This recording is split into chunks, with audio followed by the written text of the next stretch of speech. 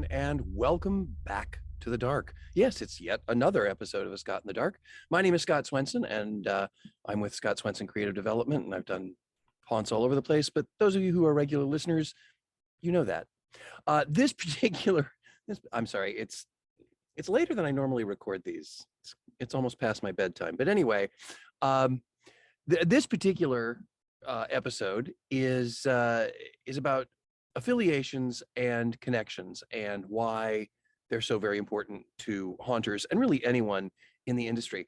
And I decided to do a show all about this because I actually just recently, if you follow me on social media, you have seen that just recently I have accepted a position as part of the entertainment subcommittee for IAPA.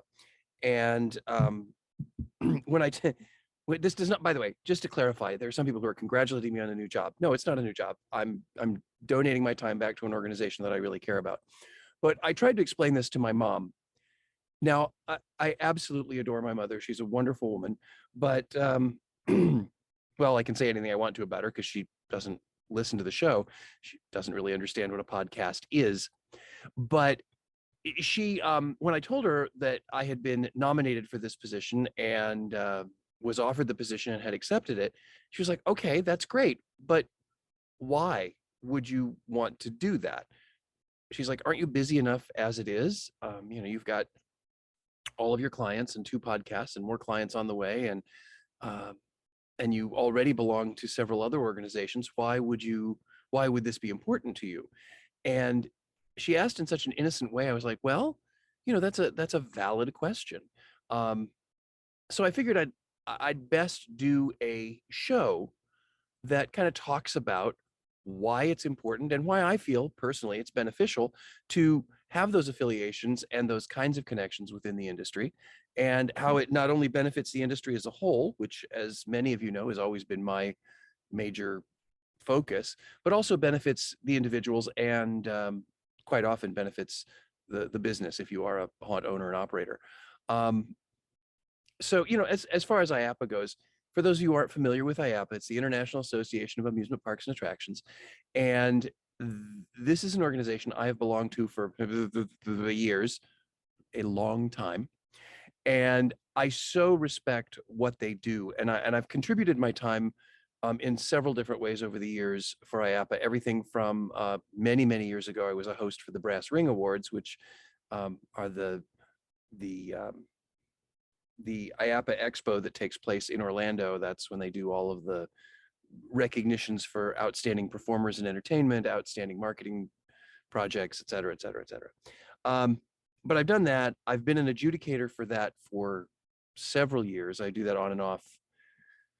Done that on and off for a long, long time. And then just recently, over the last couple of years, I was a subject matter expert for the IAPA certification program, as well as working with some other great people in the industry from really around the world on various classes focused on entertainment. So I've already been contributing. I've already been a part of the organization, and to be offered a position with the entertainment subcommittee, who basically helps, well, especially during Expo, really helps with the educational side when it comes to entertainment, as well as helping to guide and steer what can be offered for those of us who are members of the entertainment side of theme parks and attractions. So I think first and foremost, the reason I'm so excited about this particular position is it's a way to give back even more to an organization that I have supported for many years. And, 7 years ago when I left Bush, has it been 7? 7 years ago when I left Bush, 7 years ago when I left Bush, the organization helped support me as an independent business growing on my own. And the connections and the training and the resources that I was able to get from IAPA were phenomenal. So now that I'm in a position where I can give back, it's very exciting to have the opportunity to do that. So there's a feel-good side of it, but there also continues to be sort of a networking side of it. It also, I mean, on the most base level, it gives me something to post about on social media as well, so that I can continue to be an influencer. Somebody actually referred to me as an internet influencer the other day, and I was so very proud, and like, well, like so many people my age, had no idea really what that meant. But yeah, I don't know. Anyway, it gives you stuff to talk about in your quote unquote media. It gives you the ability to make some great connections, and it also keeps you abreast of what's new in your industry. But IAPA is not necessarily the first organization that I would say for haunters, run out and join this. I mean, it's a great organization, and if you are a theme park and you don't belong, you should, because there's a ton of benefits, and it really helps its members. But let's go down to let's start at the basics. I mean, let's start with some of the haunt organizations. Um, the first one that comes to my mind, of course, is the one that I do a lot of work with, which is the Haunted Attraction Association. I'm a member of HAA. I have been, and there have been other, those of you who've been in the industry long enough, you know that there have been other organizations that have come and gone and morphed and changed, and et cetera, et cetera, et cetera. Right now, Haunted Attraction Association is the one that I belong to. That does not mean that if there are other organizations out there I'm not mentioning, that I do not support them. I'm just not a member, because they either don't know about them, which is very possible, uh, or I just haven't invested money.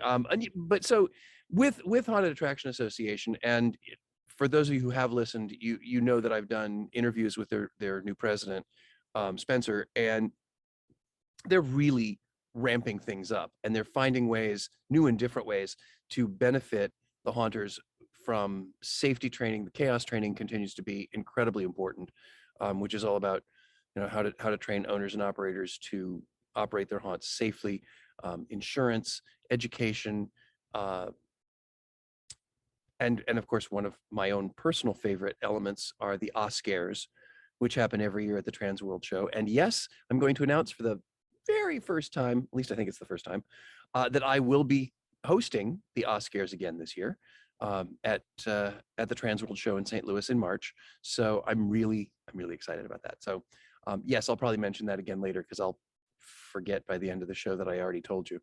But again, so haunted attraction, like big haunted attraction organizations, are obviously something that haunters should at least look into. I'm not saying everybody needs to join everything, but HAA, I think now especially, is really trying to make some leaps and bounds. Not that they've been bad in the past, they really haven't, but there's the board is younger, hungrier.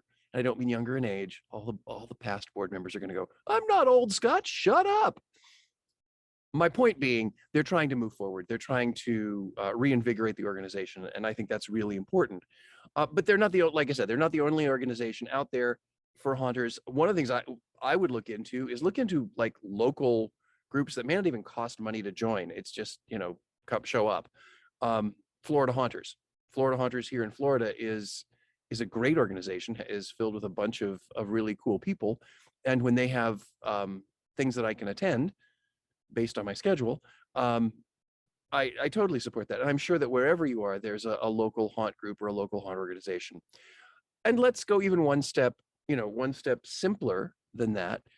Find the smaller local haunt groups on social media. You don't even have to show up for these things anymore. You can find them on Facebook.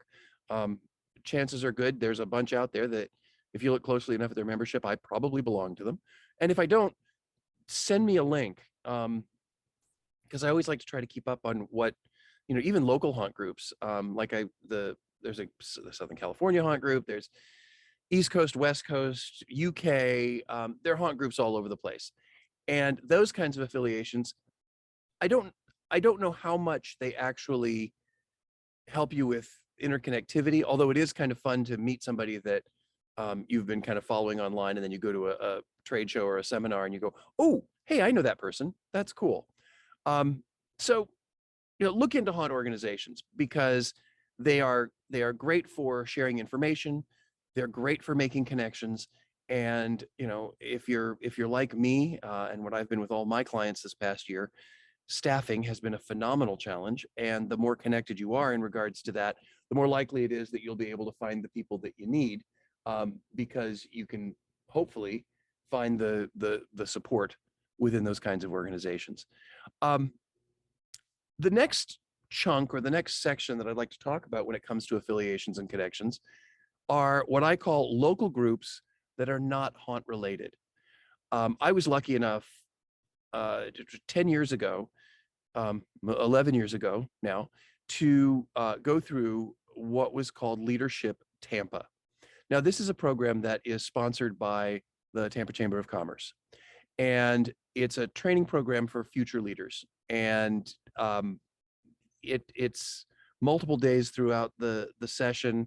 They often refer to it as it's sort of like it's a crash course MBA for those people who are in the Tampa Bay area.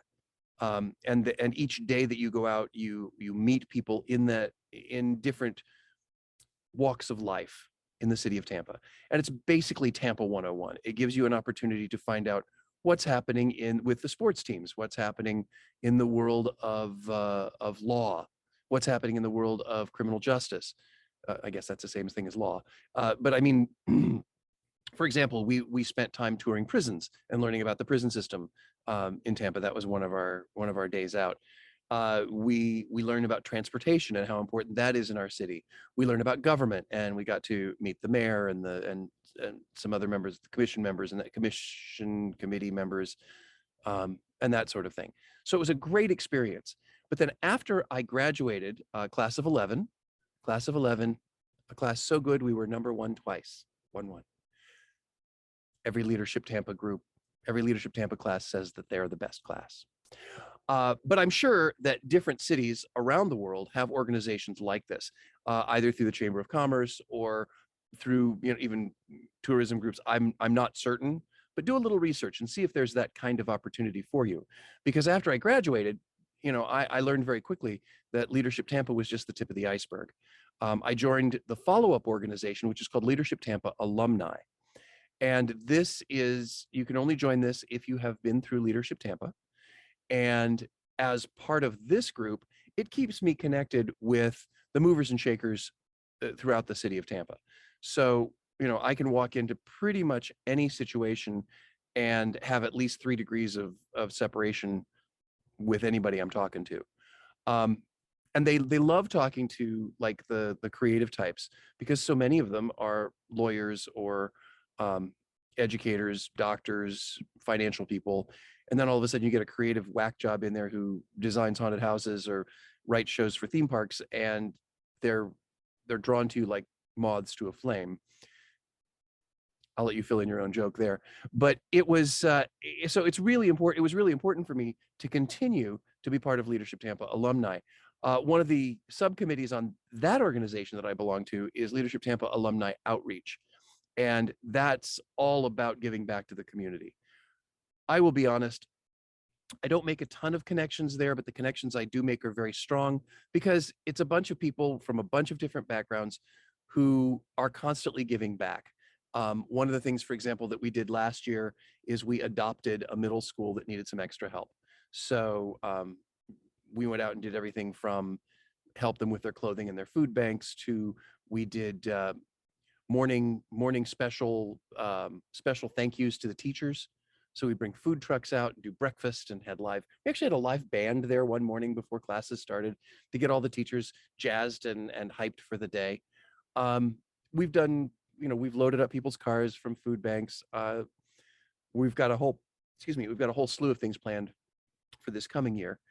And then another Leadership Tampa opportunity that I have is I was asked, well, not only do I now meet every Leadership Tampa class as they come in, because my dear friend Carrie Getz and I do the improv icebreaker at the beginning of each year. So we get to meet absolutely everybody who goes through this training class. And it's surprising how many people will then reach out later and ask about or book me to do either team building or communications classes for them.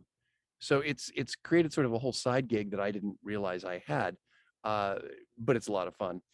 Um, and then through that, I got the opportunity to start working with a new Leadership Tampa project or program, which is for college kids. So it's the same thing that Leadership Tampa is, only for college students. This is a lot of exposition to help explain. I'm the day chair, by the way, for Collegiate Leadership Tampa for Hospitality, Entertainment, and Sports Day. And working with college kids, it's so exciting to see who the next level is coming up. It is great to see some of the folks who, I think back to when I was in college, and I'm like, I don't think I was ever that smart. In fact, I doubt that I'm that smart now, because these kids are so in tune. And it's things that, they have to be vetted, they have to apply, they have to go through a series of interviews in order to get this opportunity. But it puts them in contact. Like this year's Collegiate Leadership Tampa, their very first day was Government Day. And they got to sit down with the mayor of Tampa and listen to she got to listen, it's 23 kids. So it's like almost a private audience with the mayor. And these kids were blown away. They thought it was really exciting. So why is all this stuff important? Because it keeps you connected in your city. And it makes it so that when you walk into a city function, if people recognize you from the work you've done from the other committees or the other organizations that you belong to, they look at you and they may walk over to you and start up a conversation. Why would this conversation be beneficial to a haunter? Well, let's assume that you're a haunt owner or a marketer for a haunted attraction, and you want to maybe get some sponsorship, or you want to get some additional news media, or you need to, it's not always about who you can look up online. Sometimes it's about calling somebody you already know if you stay connected.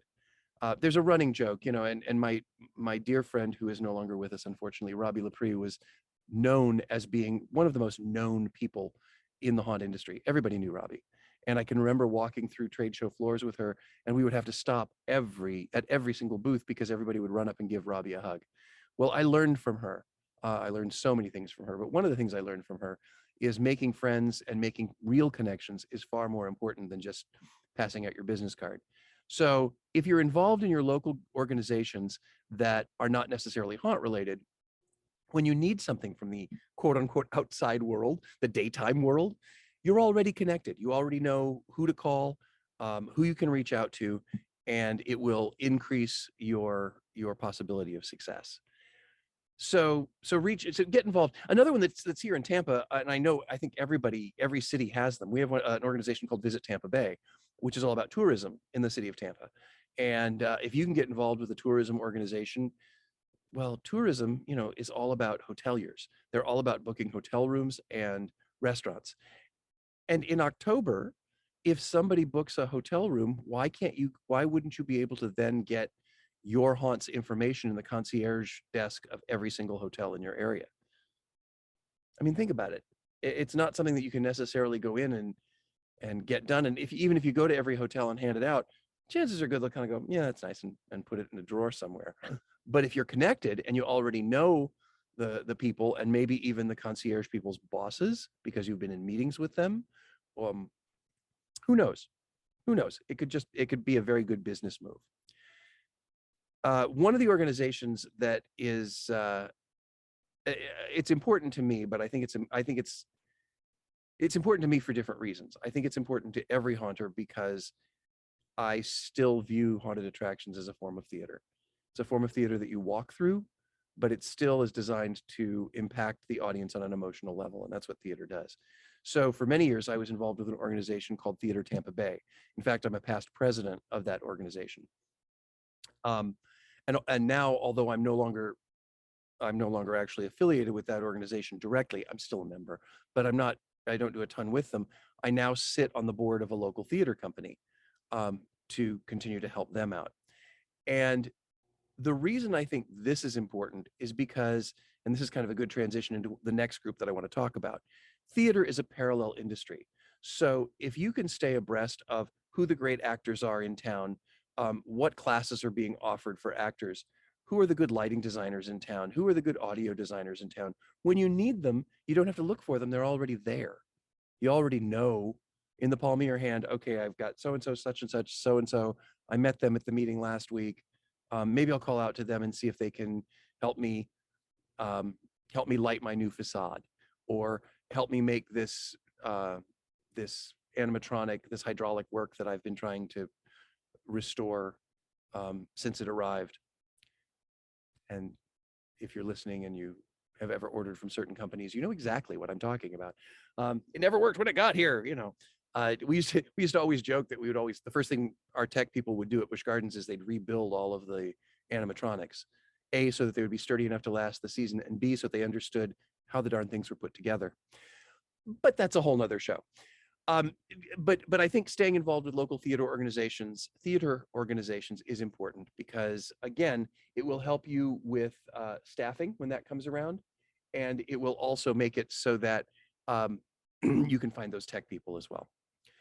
So that's kind of my transition between local, since it's theater, Tampa Bay, and what I call parallel industry organizations. Um, some of the organizations that I belong to, um, Themed Entertainment Association, TEA, whatever that is, Themed Entertainment Association. Sorry, TEA guys. I just know it as TEA. That's a great organization because it's all about, as the name suggests, themed entertainment, and the same theory that goes into creating something for an immersive attraction in a theme park goes into the idea of a haunted attraction. So it's a good organization that's not necessarily haunt related, although there's a bunch of haunters in it. It's not necessarily haunt related, but it is a good parallel organization where you can find a lot of useful information and people. I also belong to an organization, or did until just this past year. I let it slip during COVID. I'll probably go back. Called The Special Event. And yes, it is a trade show that usually takes place, well, either California or Las Vegas. And it's all about special events, as the name suggests. But again, there's a lot of parallels. There's a lot of overlap between the world of special events and the world of haunted attractions. Another organization that I have belonged to on and off is the League of Historic American Theaters. Um, the League is fascinating because you can get some of the best ghost stories by attending some of those meetings. And I will be honest, the reason that I became affiliated with this organization was the Tampa Theater here um, is, well, it's just a great creepy place. If you ever get a chance to do a ghost tour at the Tampa Theater, take it. It'll probably be led by my friend Jill, who's the head of their marketing department, and say, "Hey, Jill, Scott says hi." But anyway, I got involved because they were going to New York one year for their convention, and I was invited to be involved by one of their board members, Nancy Hudson, who was also my former boss at the time. And well, she was my boss at the time, is now my former boss. And so I got to hang out with all those theater folk. And while I was there, I actually got to teach a seminar on um, sort of banking on the haunted side of your theater, because every theater has a ghost story somewhere. They don't call them ghost lights for nothing. You know, if you ever walk into a dark theater and there's a single bulb burning on the stage, that's what that's called. It's a ghost light. And yes, it's primarily there for safety, but it was believed that by keeping a single light burning, it would keep the ghosts off the stage. So, but that's a great organization. And now to sort of come completely full circle, IAPA. You know, I started this show with talking about my affiliation and my appreciation for the International Association of Amusement Parks and Attractions. And I'm going to finish my show talking about IAPA. I mean, let's face it, theme parks, FECs, zoos, aquariums, they all do Halloween events. They all do haunts. They're all involved. So by being a member of this organization, it puts me in touch with a bunch of people that overlap with the haunted attraction industry. Now, I happen to be one of those overlap people because those are my clients as well. It's not just the independent haunter. But that doesn't mean that I don't still take the same mentality that I do with independent haunters. It's just their budgets change, or there are more guardrails. You know, I'll be told no blood, or it has to fit in with our brand, or it has to be family friendly. Or I'll get a independent haunter who says, just scare the crap out of us. So, you know, but all of the same ideas and theories go into place, and a lot of the same vendors. You know, you walk around the IAPA trade show floor, excuse me, and between sampling Dippin' Dots, you'll see a bunch of things that every haunter can use. Not necessarily the rides, although if there's a way to haunt a ride, I'm all about it. But you know, you get all of that additional information. You get all of those additional resources, and of course, you know, you get to see Christmas stuff, and you get to see fabrics that can be used. You get to see lighting. You get to see fog. There's everything that's used in a theme park is also used in a haunt. So insurance, there are insurance vendors that are part of the IAPA Expo. And the training classes that IAPA offers, not just because I've been a subject matter expert for some of them, but they are really amazing. I've taken several of them as well, so they're really cool. So all of these things, even though it is a parallel industry organization, will help the haunted attraction participant. So just to kind of sum things up, here's what I want you to take away. Don't live in a bubble. Don't only hang out with your own haunter friends. At the very least, hang out with other haunter friends, and not just once a year in March when you all go to Transworld, or you all go to HauntCon, or you all go to whatever, Midwest or whatever. Go ahead and make those connections with people, either in your own industry, in your own area, or in parallel industries to the haunted attraction industry. The benefits are simple. Great connections, great access to resources, and in my opinion, the most important, in many cases, the feeling of giving back, the feeling of helping out an industry which we all care so very much about. You know, even the most gruff and grizzled haunter will say, yeah, I'm just in it for the cash. Well, then you're in the wrong industry. Because any of us who are in this just for the cash, we could be making much more money in a much simpler way. You care about it. You care about what you're doing here. People can argue that till they're blue in the face, but bottom line is, if you really want to make big bucks, opening a haunted attraction, especially in the middle of a pandemic, is probably not the best way to do it. Just saying. So find ways to make yourself feel better, make the industry feel better, and make those connections so that you can continue to make your business better. So I guess that's really all I wanted to talk about on this particular episode. However, I would like to point out just a couple things. I know I mentioned at the beginning, I will be at the Transworld show coming up in March, and I'm very excited. If you are going to Transworld in March, here's just a public service announcement. Make sure you have your hotels, because they are apparently selling up very fast.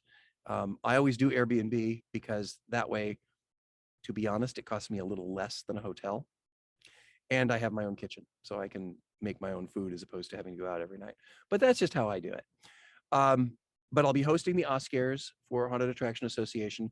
And although I don't have a scheduled time yet, I've also been asked to teach a seminar called, well, the working title is Turning the Page from Halloween to Christmas. And so if you are going to attend Transworld March 17th through the 20th, I believe it is, then please stop by and say hi. Say, I listen to your show, and you can just stop there. Just say I listen to your show. That's all that really matters. No, let me know what you think. If there's anything that's helpful, if there's anything you'd like to hear about that I haven't talked about, please let me know. So seminar and hosting the Oscars. I'm also doing projects. I'm traveling a lot this year. I'm doing projects at Space Center Houston, which has nothing to do with Halloween. I'm doing some Halloween work for a major theme park chain for their corporate office, which I can't talk about in great detail. But that takes me out of town, or out of Tampa at least. I'm doing work in Indianapolis. I'm doing work in Philadelphia. And I've already got plans to visit all of those, so in the coming year. So I'll be bopping around everywhere. I do want to mention, there are a couple, I talk about these organizations. There are, and everybody talks about the Transworld show because, let's face it, it's the granddaddy, it's the big one. But there are a bunch of other great shows out there, and I wish I could attend all of them. Unfortunately, my schedule does not always allow me to do that. One that I just missed in Las Vegas was the Halloween and Party Expo. And although this is not necessarily the most targeted for haunters, it was an excuse to go to Las Vegas that I missed. But it does really focus on the retail stuff too. And I think by understanding what is happening with Halloween retail, it can help guide you, especially if you're looking for intellectual properties or ideas. There's also another relatively new show. I think this is its second year, maybe second or third year. I think they did it virtually one year. Anyway, that's Fear Expo, which is just around the corner from the recording of this particular episode. And that will be January 21st through the 23rd. It's in Owensboro, Kentucky. I will be completely transparent. I know very little about this event. I do know that some of the people affiliated with this event are people that I really know and respect. So I will say that it's a recommendation by recognition. I don't know. But a lot of the folks who sit on the board for this event or who are involved with this event are really good people, and you've seen them and know them from other, in fact, they'll all probably be at Trans World as well, but you probably know them from other organizations or other events. But if you want to know more, you can go to fearexpo.com and just check that out. Other shows that, again, I'm not going to mention them all, and I apologize because I just don't know them all. But, there's everything from the Hunters Against Hate show, which I keep saying I'm going to go to, and then I always get booked so that I'm actually working. So instead of paying money, I'm getting money. Sorry. Not sorry. I like working. But the Hunters Against Hate show, which I've heard great things about, Midsummer Scream, which I've been to several times, Midwest Haunters, oh gosh, like I said, there's a bunch of other ones. So just poke around, see what you can find, and attend those shows. Join those organizations if you feel they're right for you, and make those connections, because when the tide comes in, all ships rise, and it just makes us all better. So that is my rambling about affiliations and connections. This is Scott Swenson with A Scott in the Dark, saying until next time, rest in peace.